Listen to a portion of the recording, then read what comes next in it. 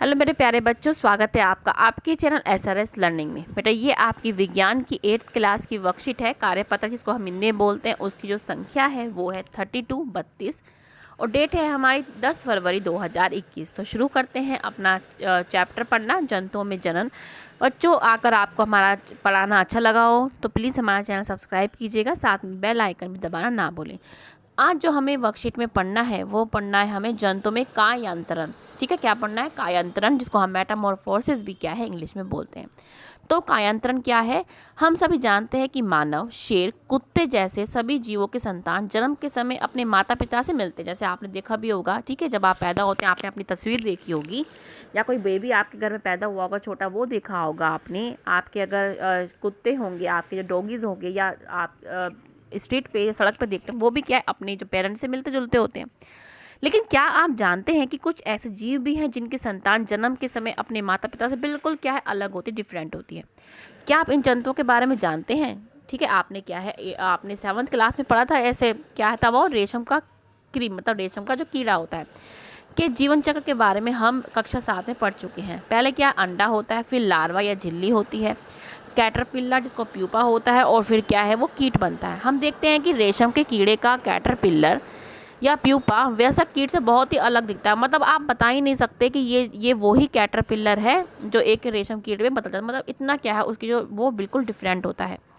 यहाँ वयस्कों में पाए जाने वाले लक्षण नवजात में नहीं पाए जाते। मतलब जो जो लक्षण होते हैं वो जो नवजात में पाए जाते हैं वो वयस्क में बिल्कुल नहीं होते। मेंढक इस प्रकार के जंतु का एक और उदाहरण है। पहला उदाहरण तो हमारा रेशम का कीड़ा हो गया, कीड़े हो गए। दूसरा क्या हो गया हमारा फ्रॉग, मतलब हमारा जो है मेंढक। मेंढक में क्या है, मेंढक के जीवन चक्र में 3 अलग अलग चरण होते हैं। पहला वयस्क मतलब एडल्ट होता है, फिर जो वयस्क होता है वो क्या है अंडे देता है, एग देता है, और फिर वो क्या है टैडपोल बनाता है। फिर टैडपोल क्या है एक वयस्क मतलब एक एडल्ट में क्या है चेंज हो जाता है। जैसे आप यहाँ पे क्या है एक साइकिल जो है जीवन चक्र देख रहे हैं। जो ये वयस्क जो फ्रॉग है, वयस्क जो ये मेंढक है, ये क्या है अंडे देता है, फिर इससे क्या है जो टैडपोल बनता है, फिर बाद का टैडपोल बनता है, और ये टैडपोल क्या है फ्रॉग में एक अडल्ट वयस्क जो है मेंढक में चेंज हो जाता है। अब आप देखो कि ये जो है ये लार्वा, और ये लार्वा क्या है इससे बिल्कुल ही क्या है अलग है। हम पढ़ते हैं इसको कि मेंढक के अंडे से लार्वा बनता है, जो मेंढक के अंडे है उससे क्या है लार्वा बनता है, जिसको हम टैडपोल बोलते हैं। टैडपोल में मछलियों की तरह पूंछ और पंख होते हैं। जो आप जो ये टैडपोल है इसमें क्या है ये क्या है पंख होते हैं, और ये पूंछ भी पंख होते हैं, ये पूंछ होती है। वह मछलियों की तरह पानी में क्या है तैरने में सक्षम होते हैं, मतलब वो आराम से पानी में तैर सकते हैं। लेकिन जब ये वयस्क बन जाता है तो मेंढक की पूंछ और पंख क्या है गायब हो जाता है। अब आपके क्या है इसमें कोई पूंछ या पंख दिखाई दे रहे नहीं ना। तो हमने यहाँ पे जब ये वाली चीज़ पढ़ी थी कि जो वयस्क में पाए जाने वाले लक्षण नवजात शिशु में नहीं होते। जैसे हमने यहाँ पे देखा कि यहाँ पे पूंछ और पंख थे, लेकिन हमने जब देखा कि वयस्क में ये चीज़ गायब हो जाती है। ठीक है, और अब वह कूदने और तैरने में सक्षम होता है। पहले क्या हो तैरने में, लेकिन अब क्या है वो कूदने और तैरने में दोनों में हो जाता है। अतः हम कह सकते हैं कि लार्वा का कुछ उग्र परिवर्तनों द्वारा वयस्क जंतु में बदलने की प्रक्रिया को हम कायांतरण कहलाते हैं। क्या कहलाते हैं? कायांतरण। ठीक है, अब ये पढ़ते हैं कि जैसे जैसे हम बड़े होते हैं हम अपने शरीर में किस प्रकार के परिवर्तन देखते हैं। हम क्या देखते हैं, हमारा जो आकार होता है, हमारा जो साइज होता है वो बढ़ता है। ठीक है, हमारा क्या है आकार बढ़ता है, हमारा जो है वज़न बढ़ता है, हमारी लंबाई बढ़ती है। तो ये चीज़ क्या है हम देखते हैं हमारे में ये क्या है हमारे में बढ़ता जाता है। अब क्या है कि क्या आपको लगता है कि हमारा भी कायांतरण होता है? कायांतरण होता है आपको ऐसा लगता है? हम कह नहीं, निश्चित रूप से नहीं, क्योंकि मनुष्य में जन्म के समय ही नवजात शिशु में वयस्क के समान शारीरिक अंग या लक्षण मौजूद होते हैं। हमारा क्या जब हम पैदा होते हैं तो हमारा जो शरीर होता है लक्षण होते हैं वो बिल्कुल सेम होते हैं, हाथ भी होते हैं पैर भी होते हैं।